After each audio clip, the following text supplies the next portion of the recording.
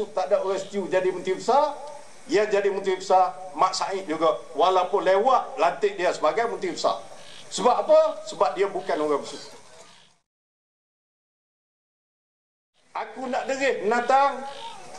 Natang tu hak boleh lantik menteri besar. Siapa dia boleh lantik menteri besar?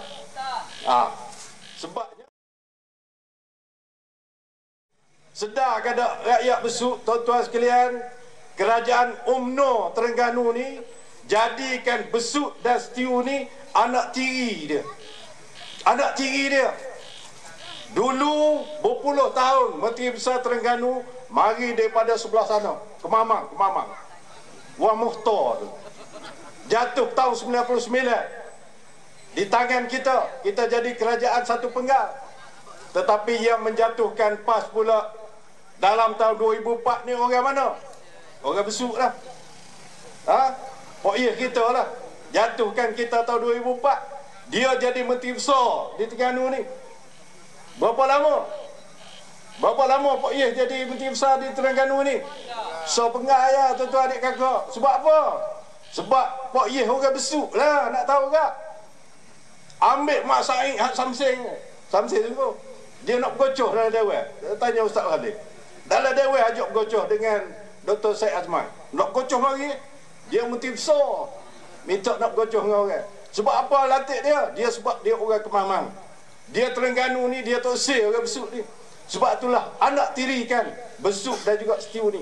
Walaupun dalam pilihan umum ke-13 baru-baru ini 4 dun di Besuk, 4 dun di Setiu, semua dimenangi oleh Barisan Nasional.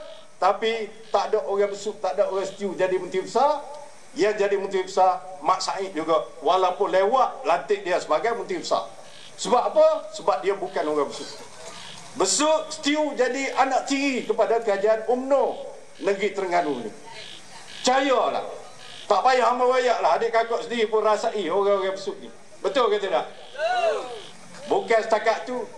Tahun 2004 kalau adik kakak ingat, Datuk Seri Idris Yusof menang di Dun Jeretih. Tidak dilantik menjadi menteri besar walaupun dia bekas menteri besar. Siapa orang UMNO ngamuk. Ingat ke tak? Aku nak derih Natang. Ingat tak? Ingat lagi dah. Dia tuju Natang tu, tuju siapa tu? Sutang. Tak tahulah adik kakak. Aku nak derih Natang. Natang tu hak boleh lantik menteri besar. Siapa dia boleh lantik menteri besar? Sebabnya derih ni orang Besuk. Walaupun bekas menteri besar tak dilantik.